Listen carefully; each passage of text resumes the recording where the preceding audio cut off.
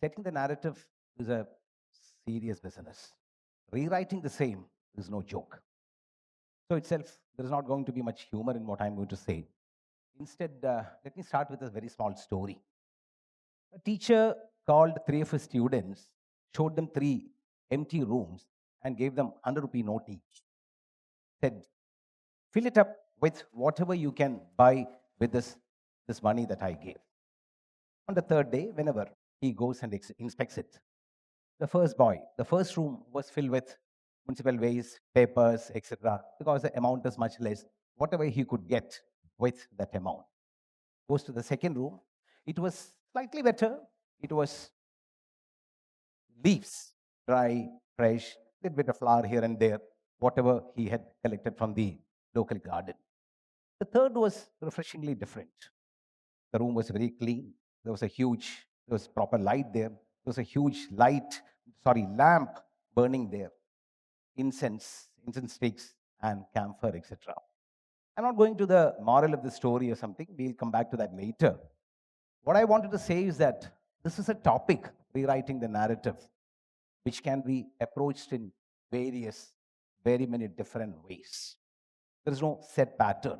For example, on a macro level, India, the national socio-political narrative of India, that's a best that one can think of. You know, a thousand-year-old, I mean, no, thousands of year old history, his philosophy, rituals, mythology, the Vedas, Puranas, where three major religions came into being, and so many other religions got assimilated here. And then the Middle Ages, later on, the foreign yoke, the Europeans coming, subtly the narrative changes. Macaulay's famous speech and the introduction of English in order to civilize the native, the narrative slowly changes. Then our independence struggle. You get independence and our faltering beginning. And currently, after 50, 60, 70 years, the global Indian, 1.5 billion Indian, claiming their rightful position in the global arena, the dominant, the confident Indian. What else could be a better narrative on a national, historical, or socio-political macro level?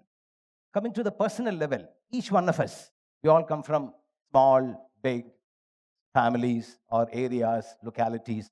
I, for one, come from a small village in Kerala.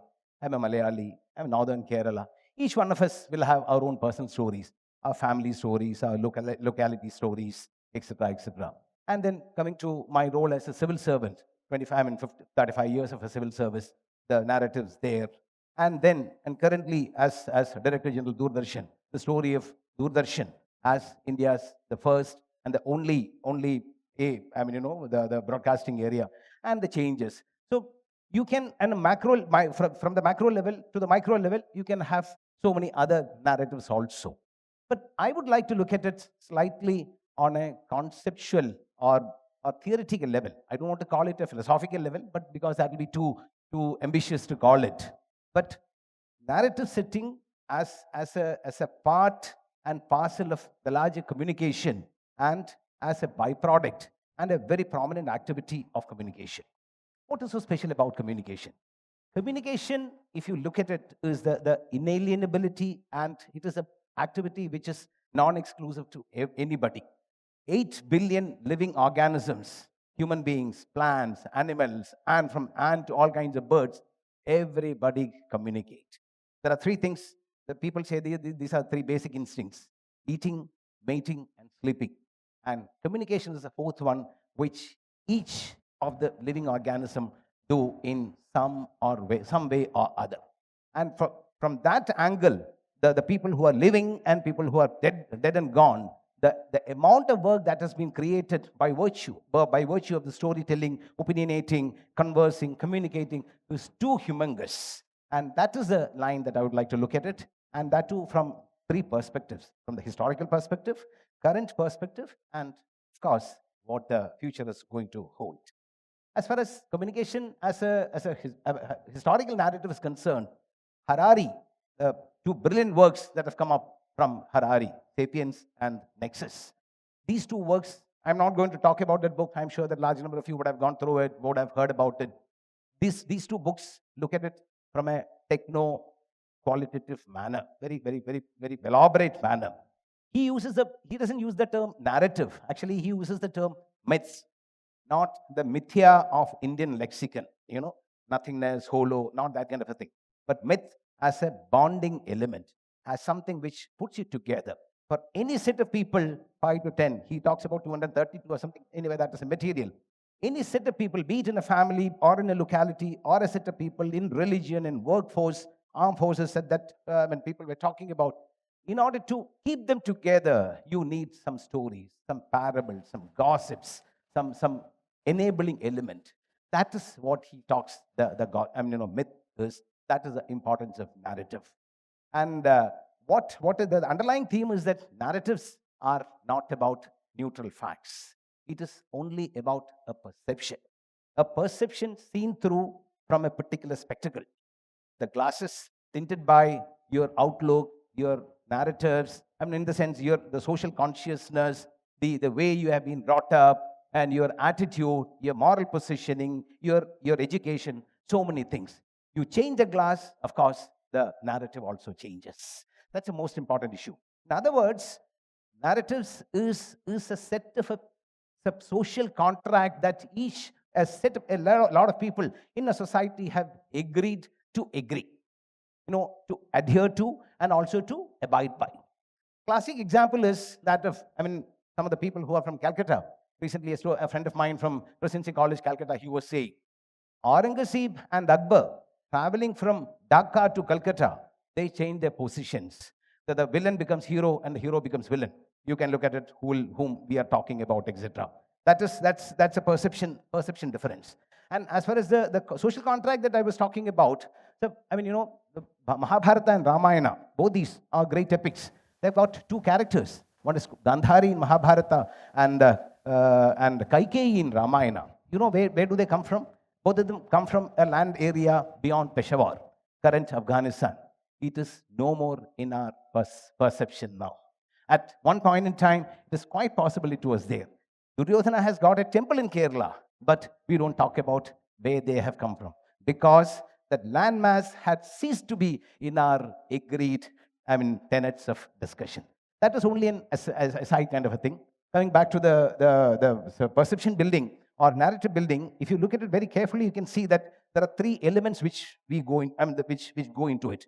One is a victor-vanquished perspective, where there will be a victor element and a vanquished.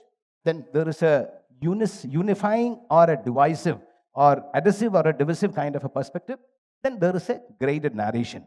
I'll give very short example for each one of them to suggest us, to create, and to name us, to destroy us, Malame. So there is no time to go into this. Victor vanquished perspective. I don't know, those of you from Rajasthan, there is a village called Kuldhara in Jaisalmer district. It is supposed to be one of the haunted villages. Please go, read about it. There is a recent 200 years back, 1825 or something, one night, 632 families of that village decided to forsake it and flee it, for whatever reason it is. You can see it.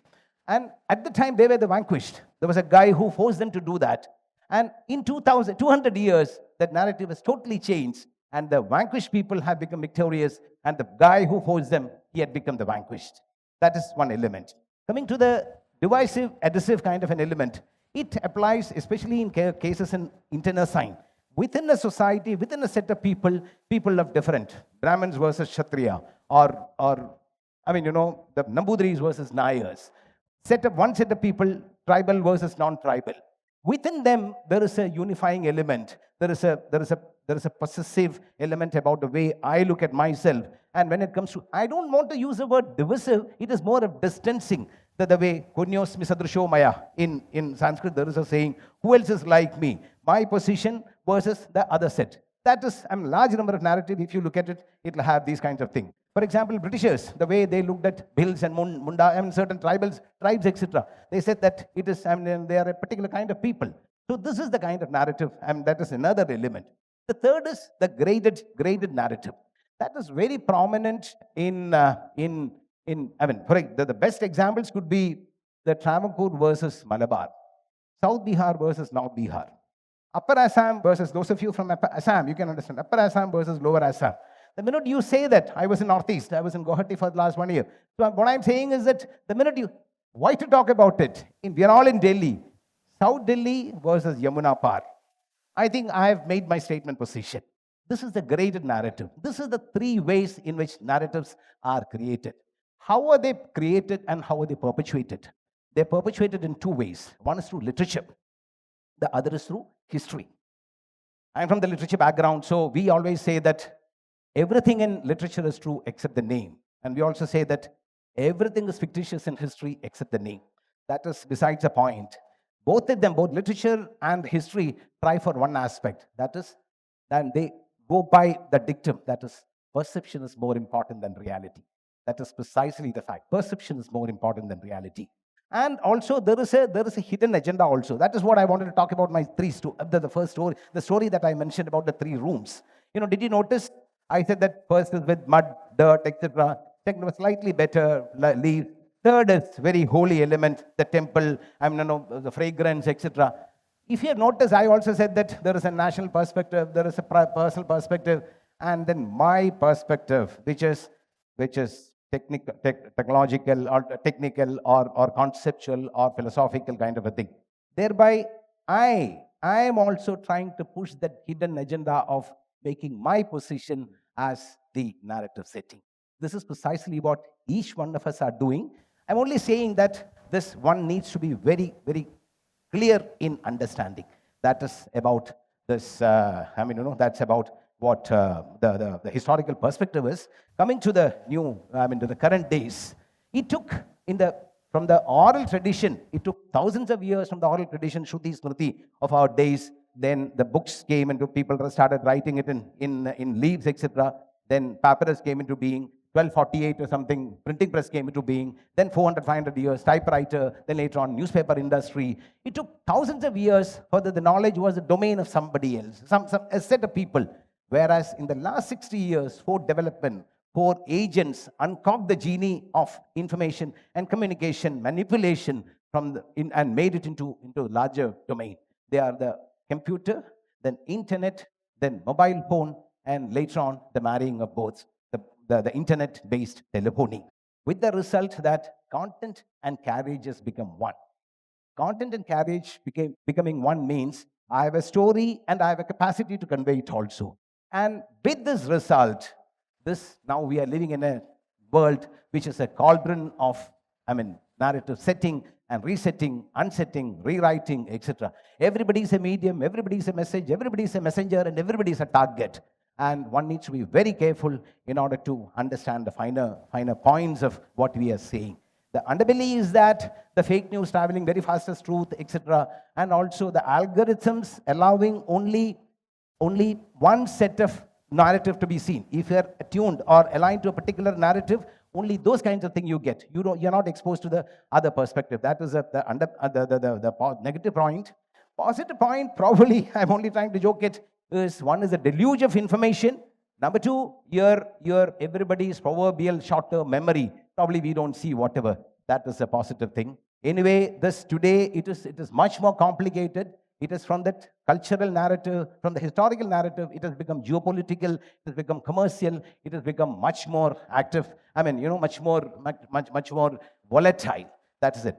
Then the question comes, what is in store for us? Of course, we are to decide the point that is being mentioned. The single thread that has gone through the entire discourse is that narratives are not neutral. They are not about it is multidimensional, and it is never single. There is no value add. It's a value that the value at points all keeps on changing. There is nothing like a constant element in it. It is something like the dharma in our Puranas. It is something like it changes. The Pati dharma and the Raja dharma of Sri Rama was different. That is why Sita had to face what she had to. And the position, epitome of dharma that Bhishma was, he kept quiet when Draupadi was disrobed because he has his own reason. Sri Krishna, he knew the Gita Kara, the kinds of deceits that he used in order to get that war, won by his set of people. So you have to, the minute you look at it, take a perspective, you understand that the narrative changes does not mean that you are distorting facts, but understanding or appreciating or recognizing that every telling has an assumption. And that is possible only if you are ready to appreciate, and your humility to appreciate that, understand that the other person also has got a reason, he also has got a cause, he also has got a position, and how does my position will appear to him if I were in his position. So that ability and the humility to ask that question, to understand, that is at the back of it. And that is precisely why, Nikos Kazantzakis' Last Temptation, or Salman Rushdie, they came out. That is why, Yayati, Khandekar's Yayati, or Shivaji Sarkar's Karna, or M.T. Vasudevan Nayar's Randamulam. This is precisely what probably Maxim Gorky and Dostoevsky kept on doing. Understand and make you understand there is another perspective also.